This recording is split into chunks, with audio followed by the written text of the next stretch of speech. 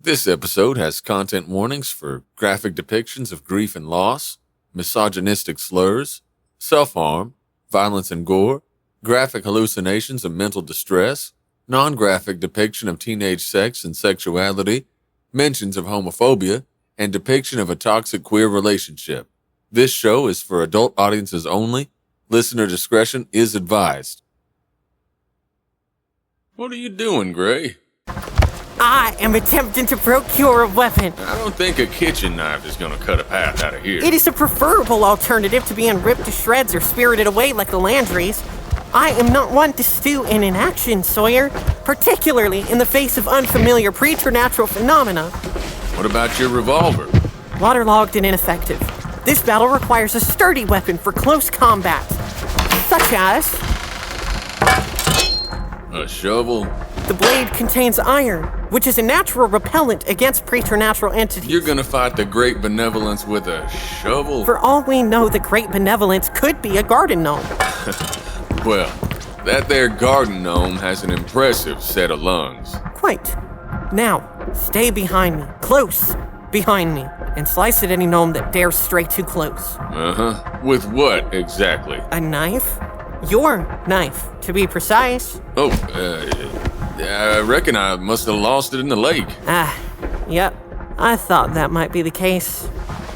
Here, try this on for size. A paring knife? These gnomes made of potatoes or something? Now, without further ado, let us venture forth. Wait, Gray, you don't even know where you're going! Town Hall is a good start. I reckon we should just bunker down and... What? Pray, hope, squeeze our eyes shut, and wish the gnomes away? Stay then, and pray for salvation that will never come. I, however, choose to survive. But it was a mistake. A grave, mortifying mistake. I underestimated the malignance that threatened my person, and overestimated the brightness of my soul. The darkness envelops like the dense black water of the lake. My lungs constrict, seize. It's near impossible to move. Every hard-won step is a vicious battle against an unseen enemy. The crushing weight increases tenfold until I am forced upon my hands and knees as Ingrave tries to snuff me out. Countless hands, countless faces stir my waning vision, each more terrible than the last. And their screams, their cries, accompany the constant droning chorus, the holy siren of the so-called righteous. But I know the Great Benevolence, the God it claims to be. And this is not its call.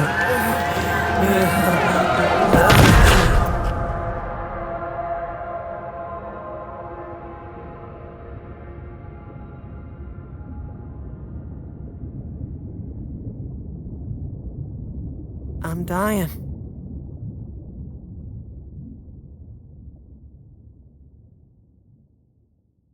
Daisy! Lima? Oh, it is so good to see you. Keep close and move fast. Yes, ma'am. I can't see a thing.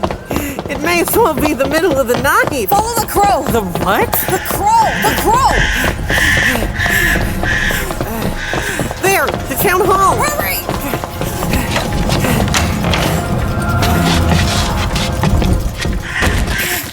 Help me bolt the door with this.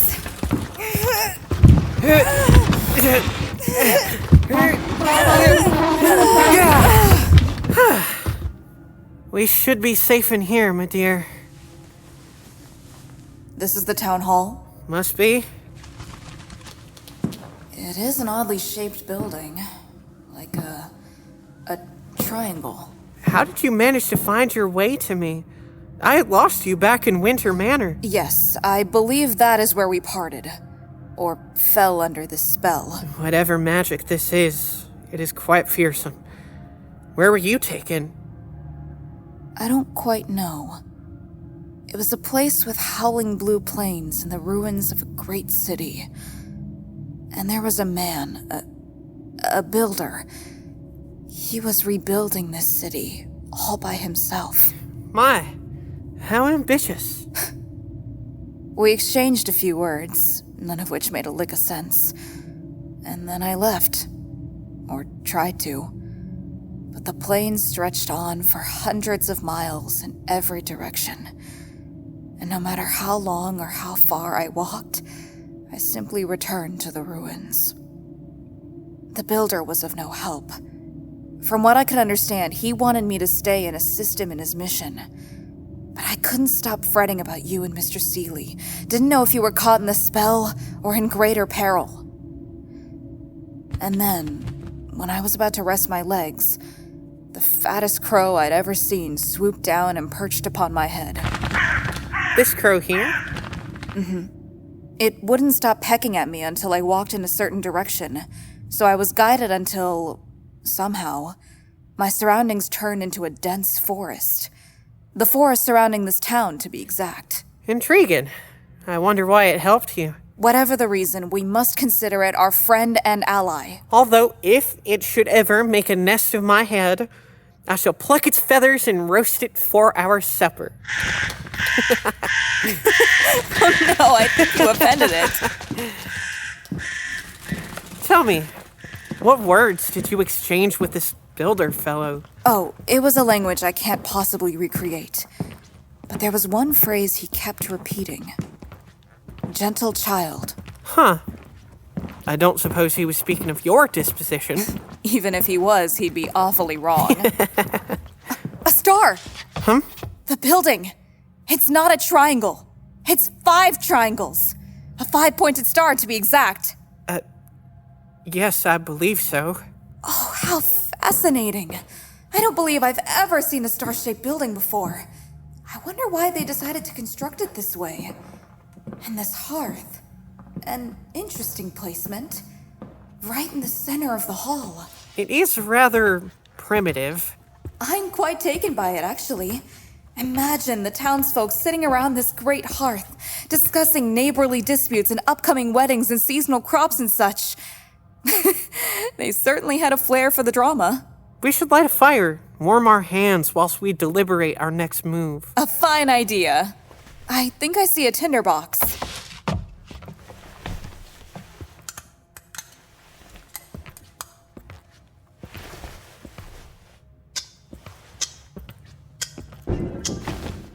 What was that? A townsperson, perhaps? I'll take a look. Stay, my dear, and work on the fire. Do you have a weapon? Holler if you need assistance. Likewise.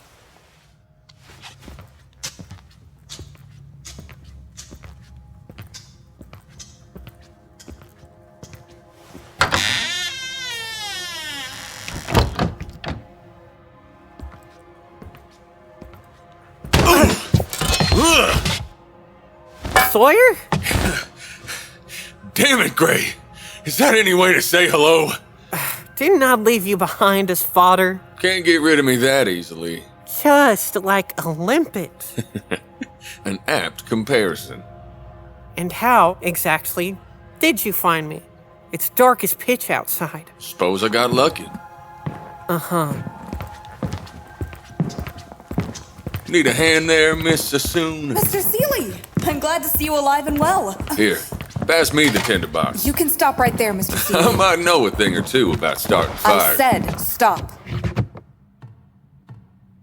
You've noticed too. What gave it away? Isn't it obvious? He has the eyes of the dead. Now, I take great offense to that, Miss Sassoon. Daisy, get away from him. Daisy. Hello, little bee. I reckon we're well overdue for a catch-up, don't you think? The crow pecks and claws at Sawyer's face with lethal precision, thrown into a sudden fit of madness. By the time he snatches the bird from his face, both cheeks are awash a ghastly red, and there are 2 gaping holes where his eyes should be. Who do you belong to, you corvine shit?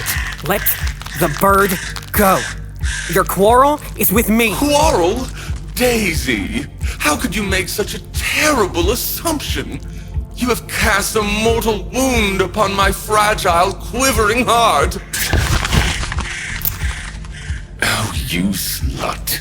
Whose body are you using? You are far too astute for your own good. Maybe I should pluck your eyes out and use them for myself. Are you short or long-sighted? Is Sawyer? Ugh, that mouth breather's still fumbling about the manor. No, this is an old friend of Hiram's. I made a few adjustments to fit my needs. Impressed? Thrilled? Human bodies are just like clothes if you think about it. You killed Betty? Oh no! That girl has terrible skin, and have you seen those split ends? What are you? Our busy little bee can answer that question. Daisy? You may wear his visage well, but you don't quite capture his spirit. Well, go on then. Critique away. A good artist should always seek constant improvement. For one, Sawyer's vocabulary is limited to 5 letters and is littered with malapropisms. I was too articulate. Artichoke, he would have said. He also swoons at the sight of a woman's bare shoulders and would never correctly identify Roman numerals. It appears I have greatly underestimated your attachment to your latest project. Charity? Pack mule? No, your performance was simply terrible. Ouch. This is your doing, then? Do you like it? No. Is this even the real Ingrave, or is this an illusion? It's as real as you and I. Questionable, then. Daisy? Who is this person? Not a person, my dear, and exceedingly dangerous. You big flirt. Why are you doing this? And what relation do you have to Hiram Winters? Hiram was a passing fling. Why? Are you jealous? An Ingrave? Oh, come on!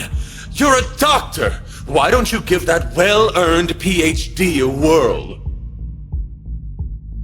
This is a test. There you go. What do you want with Layla? And I assume you put Sawyer through a similar trial? Now, little bee. You've already tried to cheat once. I'm not as patient as I was when we I first wouldn't met. if I were you. The blade contains iron. Oh, how I've missed this! You and I against the cosmos. 6 years it's been, a hitch and a breath. And yet I've often thought of our time together. The ups, the downs, the triumphs and tragedies. So much tragedy. We are finally reunited, and you have a promise to fulfill. Flesh melts from his hand, drifts to the ground in wet, grisly chunks. Yet his face is turned towards me, as though he still had eyes. One thrust is all it takes. One short thrust. You've had a nice vacation, haven't you? 6 whole years of pissing around, playing Dr. Daisy Gray. And now you've marched right up to my door with a waterlogged gun and a bad attitude, fucking with my things like you own them. You bold, arrogant bitch. I know. You want it, don't you? My power. My name. Because the more you wear this face, this drab skin suit, the more certain you are of just how worthless they all are. Face it, little bee. You're getting shafted. And before you use that tired, scripted protest, you will discard them. Each and every one. You'll trample them beneath your feet without a second thought because you will always come first. And that's what I love about you. Your ambition. Oh yes. Even sweet, innocent Leela Sassoon. Crushed to nicks like a pesky gnat. And you won't even feel a thing.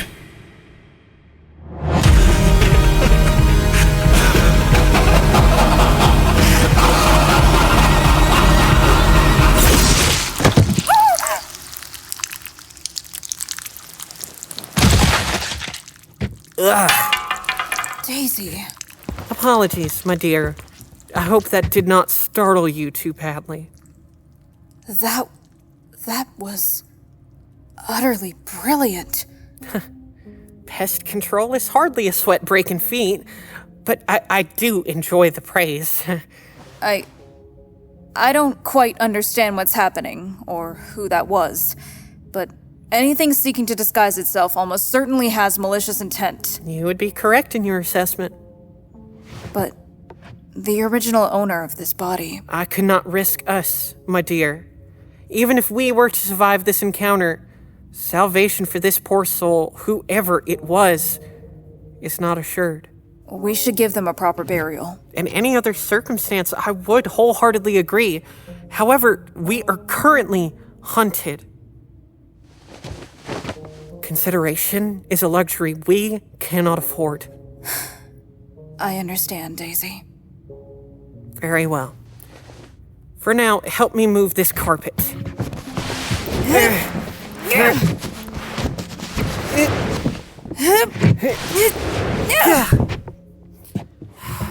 Oh! There's a symbol on the floor! Like a trench dug around the hearth. Quick, help me roll the body over, onto its front. Whatever for? We need the blood. The what? The trench is shaped like an eye.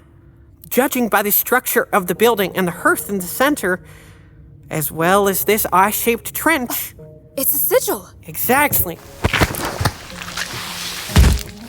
I noticed the same sigil on the door of every house and building in this town.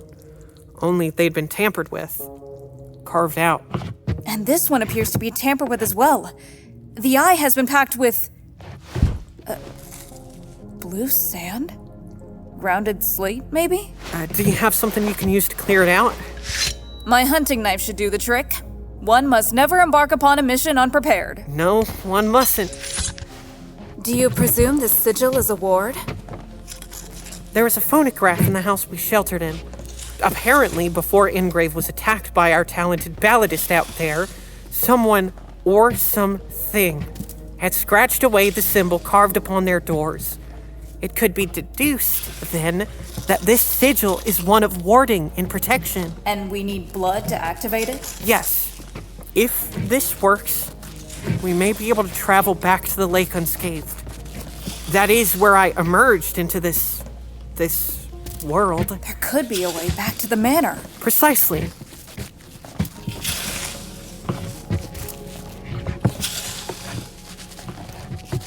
He called you Little B.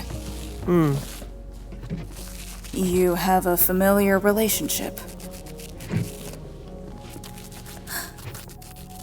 6 years, he said. They are a liar that wears many faces. You should be wary of every word that passes their lips. Worry not, Daisy. I won't press if you don't The want friendly they. to. The friendly? The friendly they is what they calls themselves. A unique moniker. Isn't it? I met the friendly they 6 years ago. During a difficult period of my life. They, assisted me, and I paid my dues. Apparently, it was not payment enough. What manner of creature is it? A trickster, I suppose. There are many types of tricksters that roam this continent. The friendly they is simply one of them. So this town, Ingrave, the ruined city in the Blue Plains, all of that was conjured up by this trickster? I believe so, yes. I wonder what the relevancy is of these locations. Are they connected to the friendly they, or is it entirely random? I'm sorry you were caught up in this nonsense, Leela. I'm not. This is positively thrilling. To think I had a direct engagement with a non-human entity who not only shows a high level of intelligence, but also the ability to speak the same language? Although they did have a very particular way of speaking. Perhaps you should co-author my study on emerging preternatural phenomena. Your enthusiasm would be most welcome. Oh, Daisy, could I? That would be wonderful. And to work with you, well, it would be a dream. Oh, it would? To do anything with you would be a gift. share the same sentiment, my dear. There we go. The sigil has been fixed. Now for the blood to fill the eye and...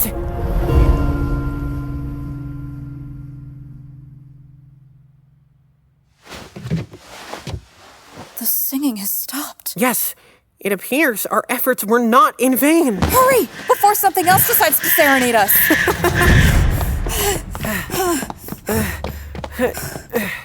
The darkness, it's gone. The fog is still too dense. I can barely see my own feet. Where's the lake? I don't know. I can't see anything. Daisy, this fog. Wait. Wait.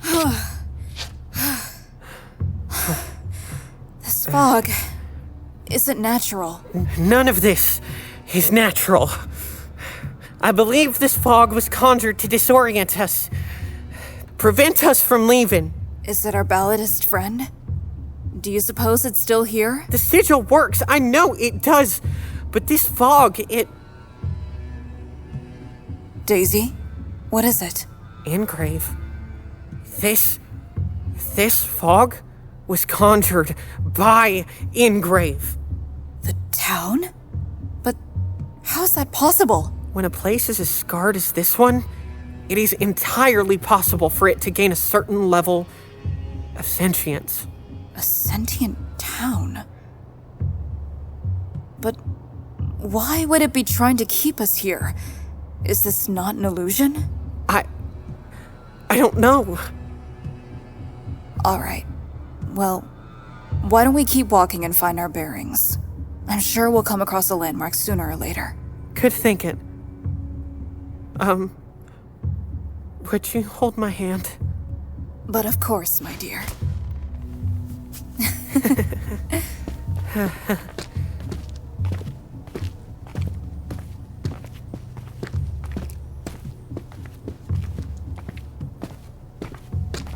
We weren't this far from the other buildings, were we?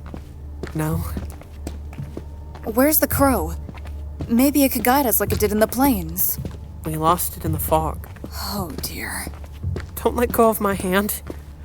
If we should lose each other... We would be invariably fucked. Language. Sorry.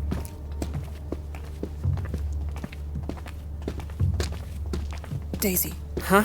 There's someone else here. They're ahead of us. I think so. But they're not walking towards us, nor away from us. They're simply... They're walking with us. Is someone there? Excuse me. We seem to be rather lost. All this dratted fog. We would be ever grateful if you could point us to the lake. Right! They've gone right! Should we follow them? For lack of a better choice.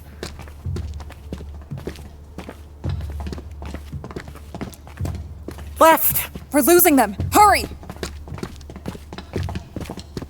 Oh, they've gone right again. I think I hear the lake.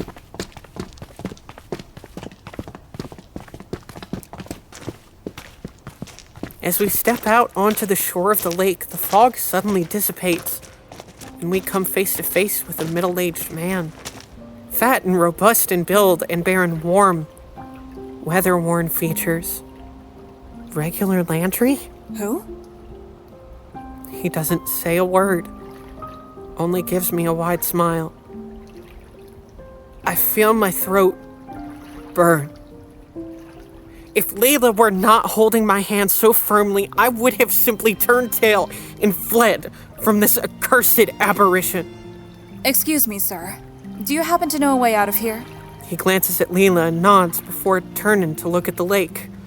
I peer through the gloom, following his line of sight, and there, in the center of the mirror-still water, is a door.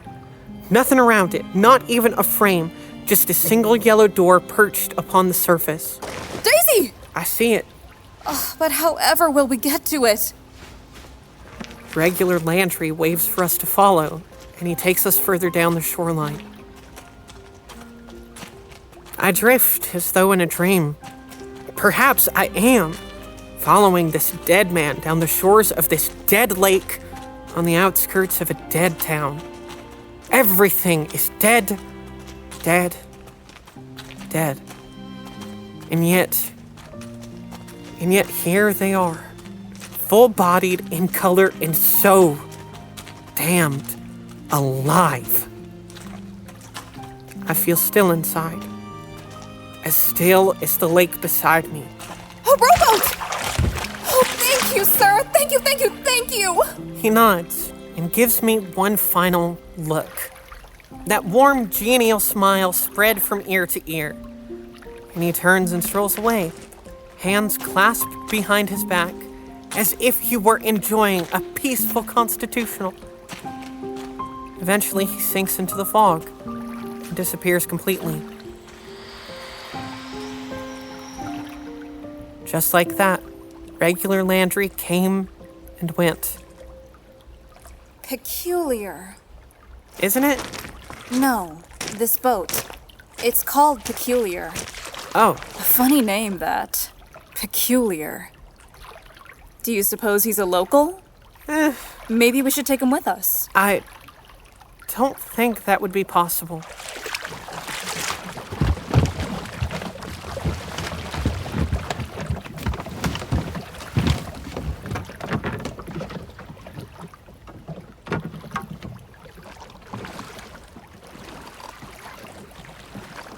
I wonder why he helped us.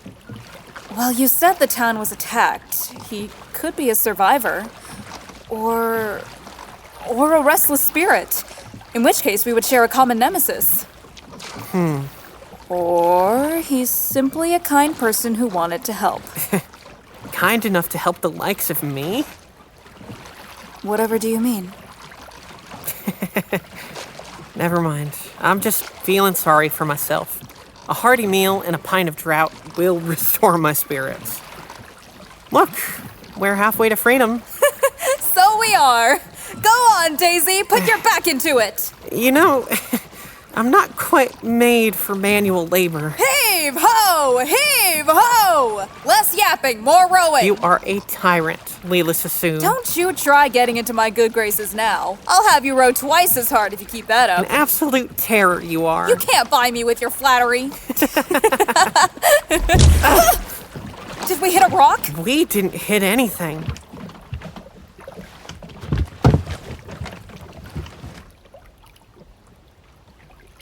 I only see water. No rocks, no fish, no nothing. I gotcha. Oh, I almost fell in. In the water, I see people. What are you? Oh my heavens! Bloated faces stare up at us from the murky water. Their mottled features are distorted with pure malice, visceral hatred so intense, my skin prickles as if burned. Row! Rowing! I'm rowing! There's a leak! We're sinking! Hold on tight! Don't fall into the water! The knife's doing Jack! You're not even bleeding! They're not alive, Layla! There's no use trying to fight back. We're not gonna make it! We will make it! We must make it! We're sinking too fast!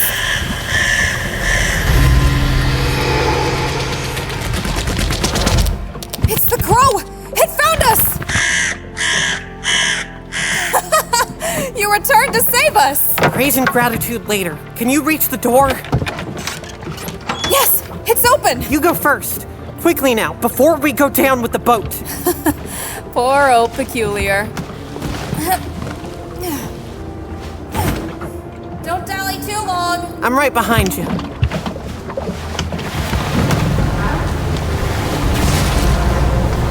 Behind me, townsfolk emerge from the lake like raised shipwrecks. Filthy black water streaming down their bloated bodies. They rise and rise and rise to impossible heights until their heads reach hundreds of feet above the lake. Their shadowed, hateful glares fix upon me. They make no move. They do not attack. They just loom like waterlogged trees, silent and monstrous in their wrath. I'm in a grove of the dead, surrounded by a thicket of townsfolk, and it hits me then. These are the same faces that adorn Hiram Winter's walls.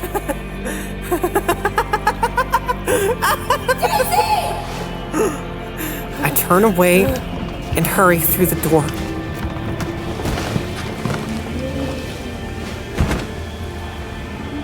I do not look back.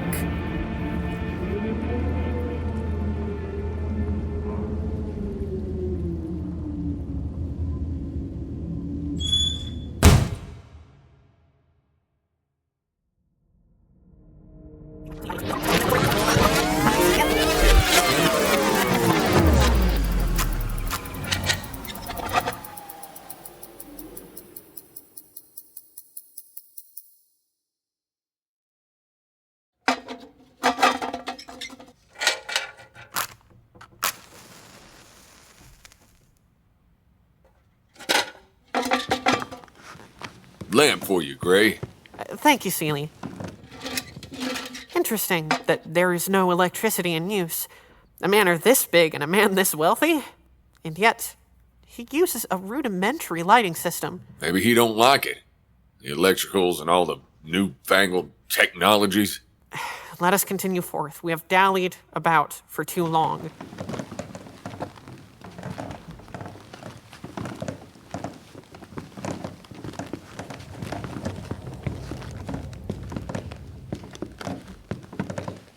Something catches my eye. To the left of me. A sliver of orange light. Gray? There's a light. In this here room. Gray? Miss Sassoon? Ah, shit. Where the hell did you go? Gray! Ugh. Again. Okay. Get a light. Find the dock. Don't bump into any more tables.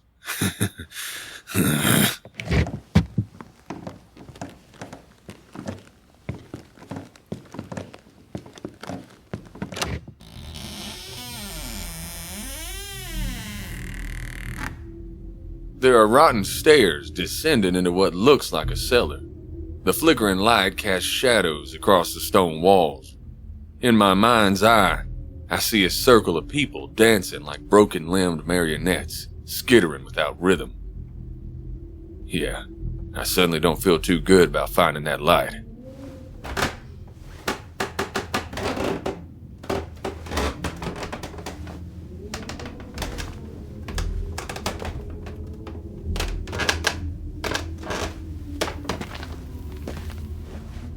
There's a man sitting on a wooden chair in front of the furthest wall of the cellar. He's got his back turned to me, though I can tell he's dressed in finery with one of those high society top hats, taller than practical and worth a year's worth of pay. And he's staring at what I presume is an altar of some kind, pressed up against the wall. I can't make out what's on the stone slab, but I can tell it ain't nothing worth knowing, not for the sake of my soul. And this man, he don't move a single inch, not even as I speak. Mr. Winters? Hiram Winters? My name is, Ahab Seeley. I don't mean to intrude, but we're looking for a friend of ours. A woman that goes by the name of Betty Stillwater. Mr. Winters, can you hear me? It was a marvelous thing. As small as a bedside Bible bound in plain brown leather. Okay. Read the contents within, and after a vigorous and thrilling test, confirmed the validity of the knowledge presented within those hallowed pages. I knew that I had found it. A glimpse into the beyond. Mr. Winters, do you know where Miss Stillwater But they is? stole it from me. The heathens. Now they strew their blasphemy throughout this dying city. And mercy sinks. It sinks like the impossible city of Sheen and the heathens. The heathens spread their rot, their impure filth into my home. My home. My home.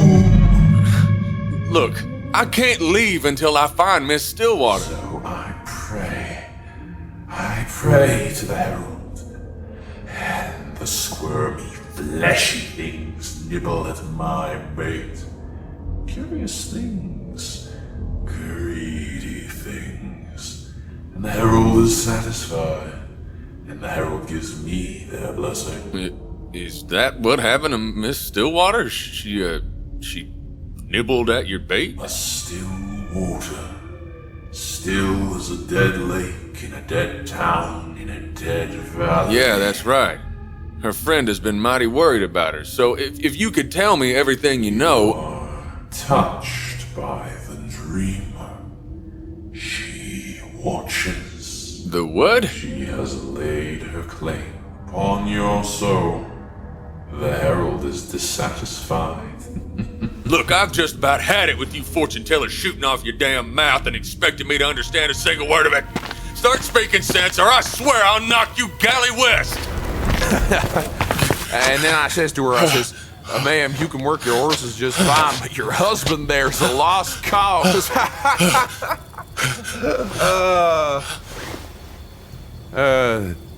Kid, everything okay?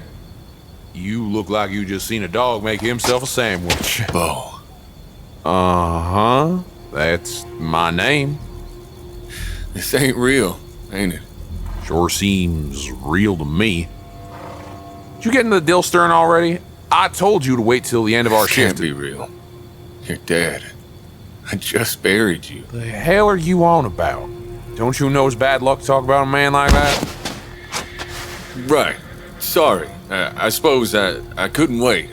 For the drink, I mean. I should beat you black and blue for being a thieving piece of shit. We're in a small gazebo on a sloping, grassy knoll. There's a large stable nearby, and I hear the restless horses inside, snorting and shifting about. The night sky is clear and boundless, but not a single star can be seen. And when I spot the sprawling white manor atop the rise, I know exactly where I am, or when I am. And Bo, he... Wash your face and sober up. Skinners want us alert and ready for trouble, especially when they start receiving guests. How long do we have until the party starts? Soon. Was gonna suggest we head back. Gotta check in on Mal on our way to the ballroom. Will it matter? I know you've been sore at her lately, but we still have a job Try to do, change anything. Will it matter? You alright, kid? You're not coming down with the grip, are you? She ain't in the main house. Huh? Mal. They're still outside. Reckon they're at the swing. How the hell do you know? Mal! Hey! Mal! Kid's just right here. Malachi! Already got her, Wayne. Malachi Skinner! Answer me right now, goddammit! Have her! You have her! Oh, you don't understand. I need to find her. Open your eyes, Wayne, and look! So I look. And I'm kneeling in the mud. Blood-churned mud. And I got her in my arms. I got her in my... No! Jesus, no, please. Don't leave me again, Mal. Time ain't fickle like your memories, kid. Runs one way like the river, and doesn't stop till it gets where it needs to go. I can't do this again. I can't, Bo. Please. I just can't. They were family to you. Only knew her for 6 months, but you warmed her way into your chewed-up heart, nestled in deep with her cloying words. You could almost believe that you were happy. You had your family back. But faith is distinct from truth, no matter how neatly and pleasing it presents itself. I taught her how to spit. I taught them how to shave, how to fight. You watched her come into her own. She taught me how to grow a tree from a seed to sapling. She taught me how to play bezique. She told you you were deserving, and you took it all away. I was trying to help. Witness it. Witness your righteousness, Wayne Sawyer. Your goodness, your love. your well-deserved encore.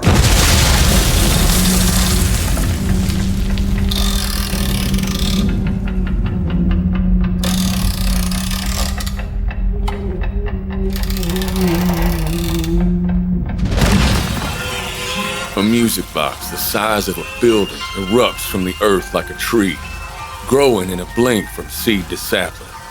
The lid springs open and starts spinning to a pretty tune.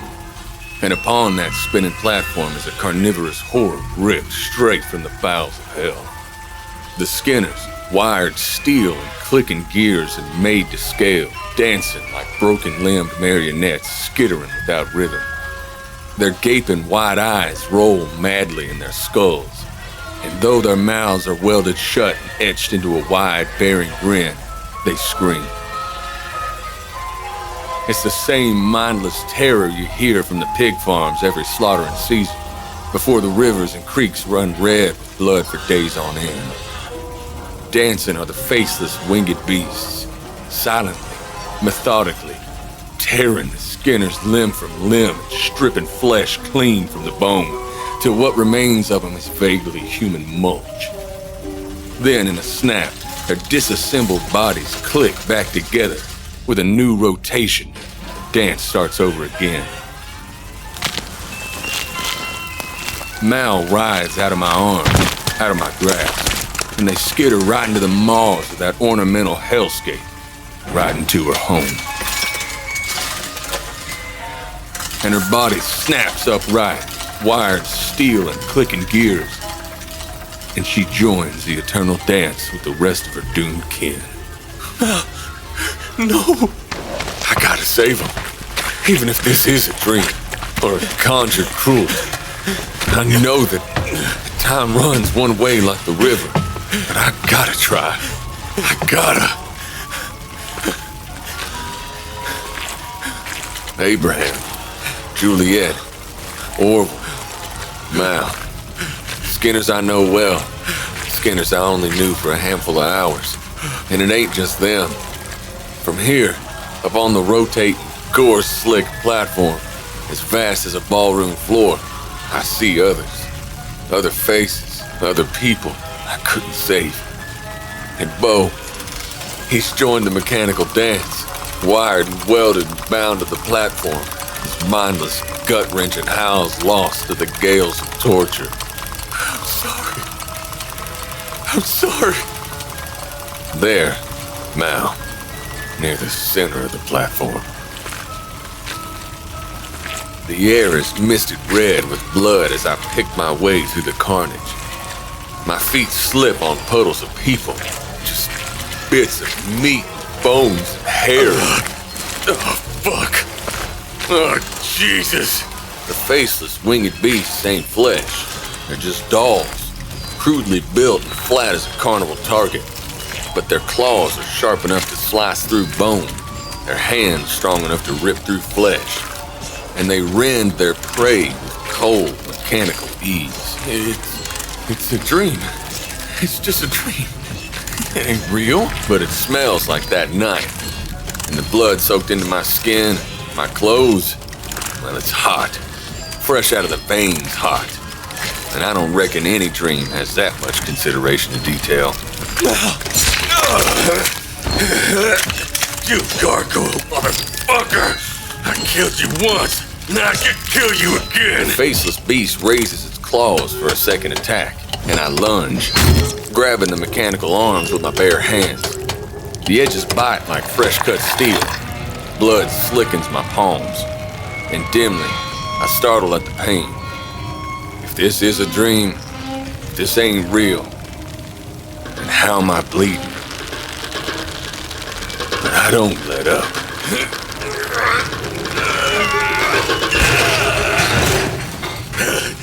Without its claws, the beast is rendered impotent. And it writhes in place as though it's still attacking, making the same aggressive motions over and over again. Broken.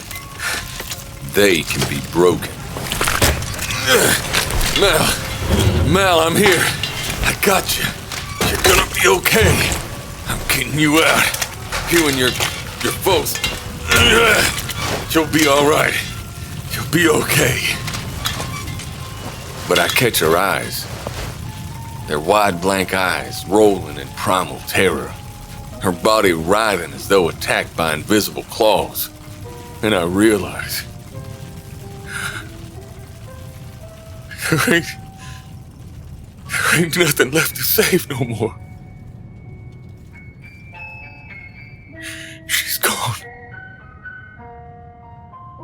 She always has been. Gone. Mel? Steel wires as thick as rope whip around my legs, constricts them so tight I lose feeling in seconds. They bind me to the platform, bind me to my doom, and I can't do nothing but face my executioner that approaches with long, languid steps. It parts the thick red mist, untouched, unsullied, and my heart drops to the pit of my stomach when I realize what, or who, it is. What the fuck? You really thought you could change this, didn't you? What are you? What the fuck do you want from me? Now. We mustn't ask obvious questions. You've reached the end of your river, old man, and we have precious time left to chat. Before me is myself, unweighed by years of drink and sun and loss. And though I recognize that face, it don't feel like it ever belonged to me. Why are you doing this? Better, but again, quite obvious. Answer the damn question! I am doing you a favor, Wayne Sawyer. All these years you've passed each day in misery and anguish, utterly constipated by the guilt you've wrought upon yourself. So I decided enough was enough. I decided to show you how futile it all is. That the Skinners, Mal and Bo, and every pathetic soul that latches itself onto you is damned. And one pathetic drunkard of a man would have better luck trying to tame a hurricane. It's impressive. Foolish, certainly, but mighty impressive. How you've convinced yourself master of time and fate, when even men of legend knew it to be a pointless endeavor. Your arrogance truly knows no bounds. And who are you to determine that? And who are you to say it ain't worth fighting? I am the Alpha and the Omega, the beginning and the end. Ow! That hurt! You trigger-happy fuck! You ain't much of a god if you can be shot. Answer me proper, or the next one goes through your head. Why are you doing this to me? You belong here, old man. Right here, alongside everyone you ever failed to protect, to save. You know I'm right. You feel it, don't you? That cold, cold grip of realization. This is what you've been looking for, ain't it? All the wandering, the traveling, the restless pacing in the middle of the night, the disorienting moment when you wake and you're glancing around at nothing for nothing. The bottom of a bottle, your grating thirst, your insufferable savior complex. All of it. It's 'cause you were looking for this. And now you found it. You can lower your guard and stop fighting so hard, 'cause you're finally here, Wayne Sawyer. In your rightful place. Why you? Why did it have to be you? Because you failed me, Wayne. You failed me most of all.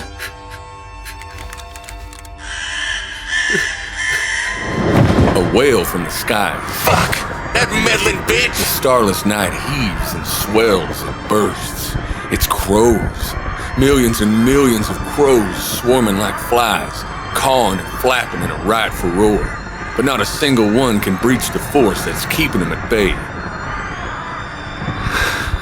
If I don't act now, I'll never see the stars again.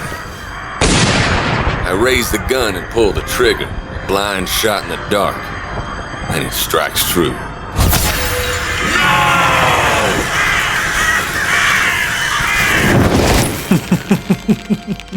They almost got their claws in you, older boy. He's got me in a steely embrace, hands twisted into my shirt, bind me to his chest.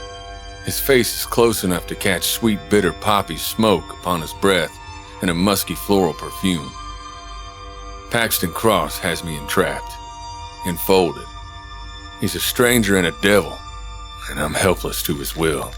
Continue to imperil yourself, Mr. Sawyer, and I shall lock you up and swallow the key.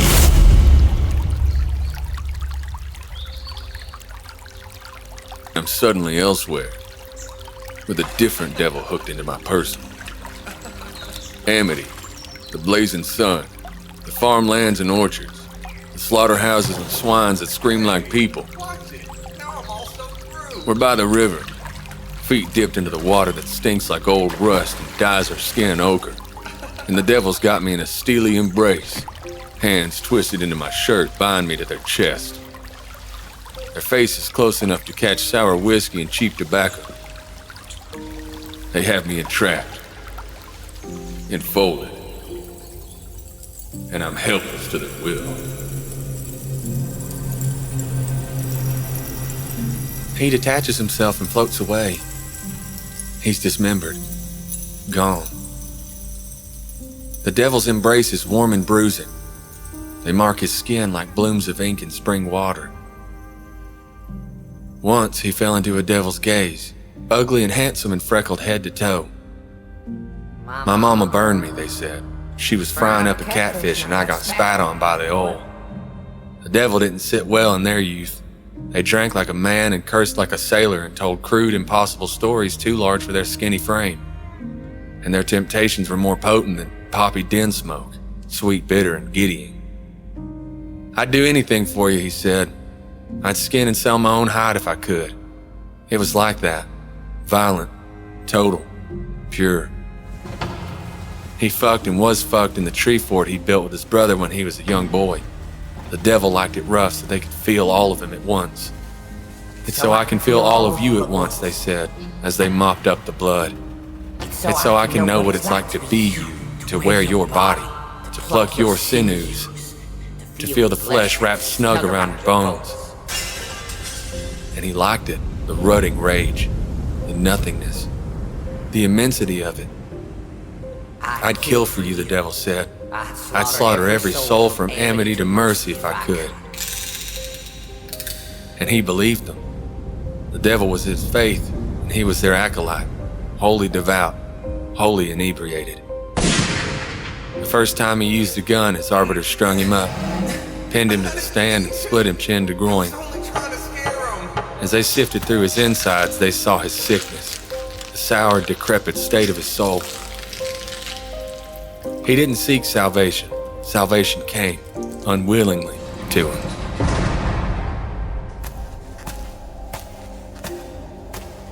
The devil abandons, utterly and crushingly. This he learned. Never again, he thought. Never will he follow a devil, whether they be ugly or handsome or freckled head to toe. Whether they feel all of him or bare their bones or end the world in his name. But it's poppy den smoke, the call of the drink, the last temptation before dawn. 'Cause the devil's embrace is warm and bruising. The devil's embrace is warm.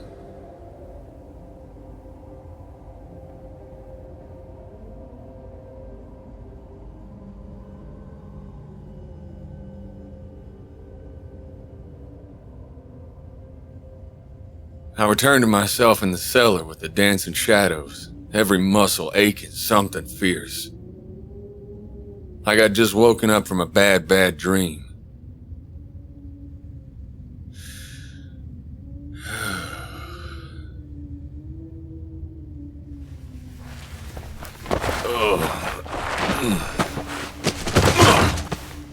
What in the...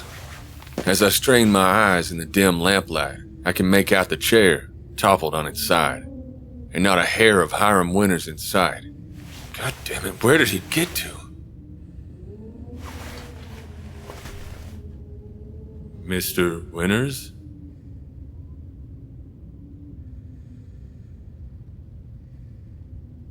Mr. Winters? Is that you? It's coming from the altar.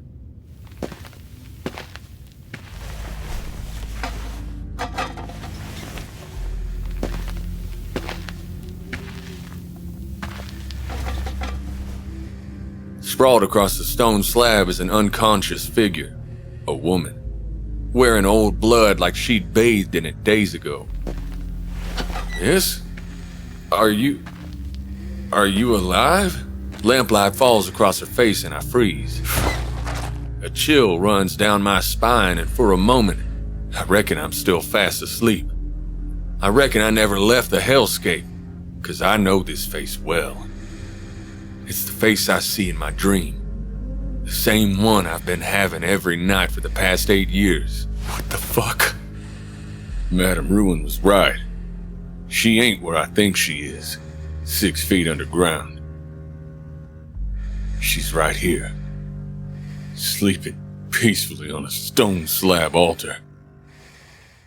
Not 1 foot away.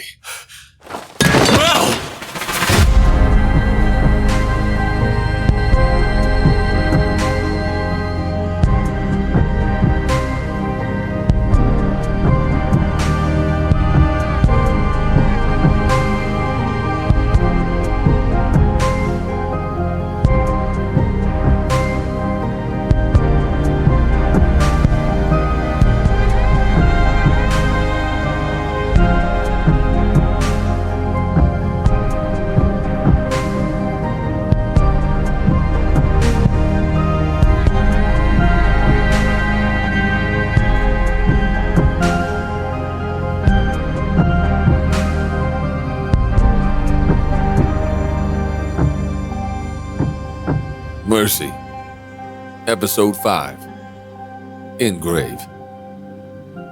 Starring Aurora Ave-Lallemant as Dr. Daisy Gray, Sneha Kumar as Leela Sassoon, Austin Sharp as Wayne Sawyer and the Friendly They, Matt Doherty as Hiram Winters, Samuel Beaufort and the Freckled Devil, and James Reece as Lord Paxton Cross.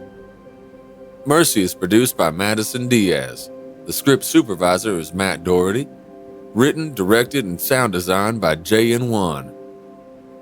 The sound effects and music for this show is sourced from EpidemicSound. You can find the link to the full music credits in the description of this episode. Please follow, rate, and review to support our show. This has been presented by Strange Kind Studio.